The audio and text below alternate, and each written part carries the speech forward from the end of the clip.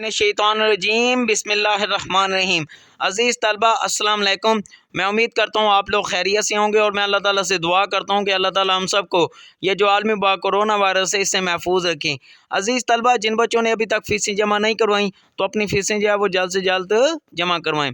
तो अब हम अपने लेक्चर की जाने बढ़ते हैं।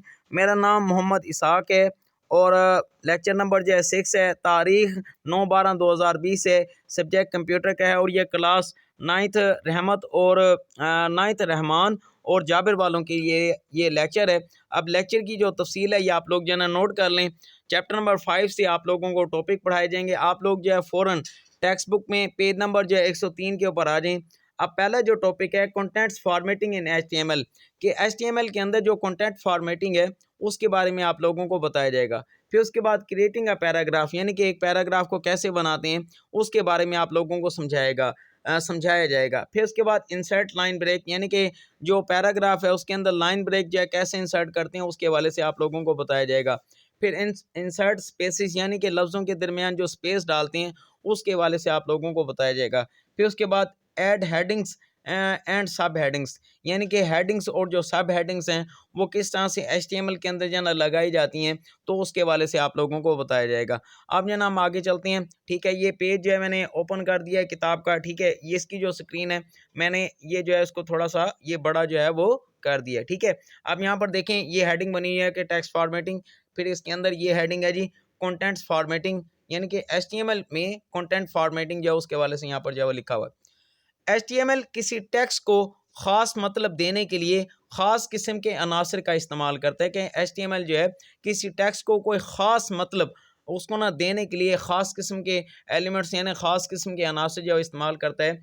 मंदरजा झेल में कुछ अनासर और इनकी खसूसियात जो है वो दी गई हैं जो कि HTML में इस्तेमाल किए जा सकती हैं। अब पहले नंबर के ऊपर पैराग्राफ लिखना उसके वाले से यहाँ पर जाना बयान कर रहा है कि टैग P एक पैराग्राफ शुरू करने के लिए लिखा जाता है यानी कि टैग P जो है वो एक पैराग्राफ के आगाज़ के लिए जो है वो लिखा जाता है और टैग /P जो है एक पैराग्राफ के इख्तिताम को जो है वो ज़ाहिर करता है और टैग जो /P है ये एक पैराग्राफ के इख्तिताम यानी कि ख़त्म होने को ये ज़ाहिर करता है। टैग P और /P के दरमियान एक पैराग्राफ का असल जो है ना कंटेंट्स असल जो है मवाद होता है यानी कि P और /P के दरमियान जो कुछ भी लिखा होता है वो असल में पैराग्राफ का वो असल जो है कंटेंट होता है, असल जो है वो ये मवाद जो है ना होता है। अब लाइन ब्रेक करना, अब ये किस तरह से है, कहते हैं कि टैग BR को एक पैराग्राफ में लाइन ब्रेक करने या नई लाइन पर टेक्स्ट प्रिंट करने के लिए इस्तेमाल यानी कि ये होता है यानी कि जो टैग BR जो है ये क्या होता है, ये एक पैराग्राफ में लाइन ब्रेक करने या फिर नई लाइन पर टेक्स्ट या प्रिंट करने के लिए ये इस्तेमाल होता है। कि मिसाल के तौर पर आप यहाँ पर देखें ये एग्जांपल जो है बयान कर रहा है कि मिसाल के तौर पर P दिस इज और उसके बाद फिर आप पैराग्राफ फिर उसके बाद /P। अब इसका जवाब जो ना क्या होगा, पहले लिखा होगा हमारे पास ऊपर दिस इज जाना लिखा होगा, पहले हमारे पास जो है वो दिस इज जाना लिखा हुआ आएगा और उसके बाद फिर अगली लाइन में इससे नीचे वाली लाइन के अंदर फिर लिखा होगा कि आ पैराग्राफ। ठीक है, यानी कि पहले जो है हमारे पास एक पहली लाइन के अंदर लिखा होगा दिस इज और फिर उससे नीचे वाली लाइन के अंदर पैराग्राफ जो है वो लिखा होगा। तो ये जब हम प्रिंट करेंगे इस तरह से लिखेंगे तो फिर ये ऐसे जो है पैराग्राफ बन के हमारे सामने नजर आएगा। अब यहाँ पर देखें वक्फा और स्पेस डालना यानी कि इंसर्ट स्पेस यानी कि जब आप कोई वेबसाइट के अंदर कोई कंटेंट्स या ना लिख रहे होते हैं तो उसके अंदर आप स्पेस या वक्फा जो है किस तरह से डालती हैं, अब ये उसके हवाले से यहाँ पर जो है वो बयान किया गया है।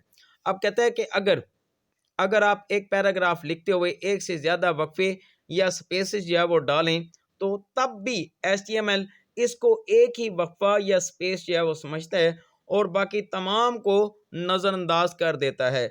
मतलब जो है ना ये कह रहा है कि अगर आप जो है ना ये HTML के अंदर आप टेक्स्ट लिख रहे हैं और आप जो है ना स्पेस जो है ना डालते जाएं जैसे I space study in 9th class, तो फिर इसके बावजूद भी फिर भी ये हमारे सामने I study in 9th class यानी कि ये 2-3 जो वक्फे हैं ये जो हमने छोड़े थे तो वो वक्फे जो है वो दिखाई नहीं देते, तब भी वो एक एक वक्फे के साथ जो है ये टेक्स्ट को जो है वो दिखाएगा। तो ये हमें समझाने की कोशिश कर रहा है कि मसलन अगर हम जो है ना P आई, फिर 2 दफ़ा स्पेस जो है ना छोड़कर फिर स्टडी लिखें, फिर 2 दफ़ा स्पेस छोड़कर इन लिखें, फिर 2 दफ़ा स्पेस छोड़कर फिर 9th लिखें, फिर जो है ना 2 दफ़ा स्पेस छोड़कर क्लास लिखें और फिर /p लिखें। तो फिर क्या होगा, टेक्स्ट स्क्रीन पर फिर भी इस तरह से ज़ाहिर होगा, I study in 9th class, इस तरह से फिर भी ये ज़ाहिर होगा। अब हम आगे चलते हैं। अब ये वाला जो पेज जो है इसको हम बड़ा कर देते हैं। ये देखें जी, ये वाला जो पेज है मैंने इसको बड़ा कर दिया है, ठीक है। अब यहाँ पर लिखा हुआ है, हम देख सकते हैं कि HTML एक से ज़्यादा वक्फों या स्पेसेस को नज़रअंदाज कर देता है, हम देख चुके हैं। अब कहता है अगर हम पैराग्राफ में एक से ज़्यादा स्पेस डालना चाहते हों तो फिर क्या होगा, तो फिर हमें एंड NBSP और फिर सेमी कॉलम इसको जो है वो लिखना पड़ता है टेक्स्ट के अंदर। अब नीचे देखें एक मिसाल जो है ना बनी है कि मिसाल के तौर पर अगर हम ऐसे लिखें, यानी कि P लिखें, उसके बाद फिर आई स्टडी लिखें, फिर एंड NBPS और सेमी कॉलम लिखें, फिर एंड NBSP सेमी कॉलम, फिर एंड NBSP सेमी कॉलम, फिर एंड NBSP सेमी कॉलम, इस तरह से हम लिखें और उसके बाद फिर इन 9th यानी 9th क्लास लिखें। तो फिर क्या होगा, तो स्क्रीन पर मंदरजा झेल टेक्स्ट जो है वो ज़ाहिर होगा इस तरह से, यानी कि आई स्टडी फिर काफ़ी सारे स्पेस जो है फिर वो ज़ाहिर हो रही होंगी, फिर काफ़ी सारी जो स्पेसेस हैं वो ज़ाहिर ये हो रही होंगी, जैसे कि यहाँ पर जाना दिखाया जा रहा है कि I study in 9th class space के साथ है। अब कहते हैं एक स्पेस के लिए हम टेक्स्ट में एक बार जो है एंड NBSP जो है वो लिखते हैं। अगर हमें एक स्पेस चाहिए तो फिर एक बार जो है वो एंड NBSP और सेमी कॉलम जो है वो लिखते हैं।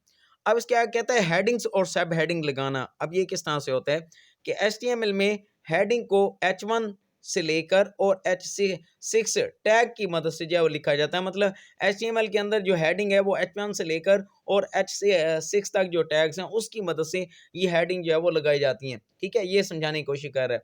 अब कहते हैं टैग H1 सबसे अहम हेडिंग लिखने के लिए इस्तेमाल होता है, यानी कि टैग जो H1 है ये सबसे अहम जो हेडिंग है उसको लिखने के लिए जो है वो इम्पोर्टेंट जो हेडिंग है वो लिखने के लिए इस्तेमाल होता है। और इसी तरह से टैग H6 जो है सबसे कम अहमियत की हामिल हेडिंग जो है वो लिखने के लिए इस्तेमाल होता है, ठीक है। अब यहाँ पर जो है ना बता रहा है कि मसलन ये उसकी फॉर एग्जांपल जो है, यानी कि मिसाल जो बता रहा है कि H1 हेडिंग, ये H1 /H1, फिर उसके बाद H2 हेडिंग, फिर /H2, फिर उसके बाद H3 हेडिंग, फिर /H3, फिर उसके आगे देखें जी, वो कहता है H4 हेडिंग, फिर /H4, फिर उसके बाद H5 हेडिंग, फिर /H5, फिर H6 हेडिंग, फिर /H6।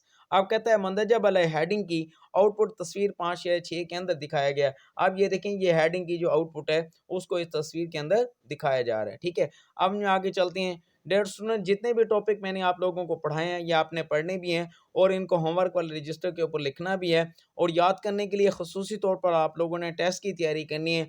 ITCs वाली किताब में से आप लोग जो ITCs वाली किताब में पेज नंबर 160 के ऊपर आ जाएँ, चैप्टर नंबर 5 जो कि डिज़ाइनिंग वेबसाइट पर है, ठीक है, यानी कि वेबसाइट बनाना, इसके ऊपर जो है ना मबनी है। इसके शॉर्ट क्वेश्चंस ये 1 से लेकर 29 तक आप लोगों ने याद करने हैं और इसी के ही MCQs 1 से लेकर 41 तक आप लोगों ने याद करने हैं। और लॉन्ग क्वेश्चन जो है चैप्टर नंबर 4 के, जो कि पेज नंबर 127 के ऊपर जो है ना एक लॉन्ग है कि व्हाट इज़ पेटेंट, के पेटेंट जो है ना क्या है, and why do we need to register it, और हमें इसे रजिस्टर करने की क्यों ज़रूरत होती है, जो कि पेज नंबर 108 के ऊपर है। और उसके बाद दूसरे जो long, give a reason to add captcha on website, यानी कि एक वेबसाइट के ऊपर जो कैप्चा है उसको ऐड करने की वजह जो है वो बयान करें, और इसका जवाब जो है पेज नंबर 119 के ऊपर है। अब हम आगे चलते हैं। डेयर स्टूडेंट, ये जो है मेरा टेलीफोन नंबर है, इस नंबर के ऊपर टेलीफोन करके आप मुझसे कोई भी बात पूछ सकते हैं। Thank you for watching this video. Okay, अल्लाह हाफिज़।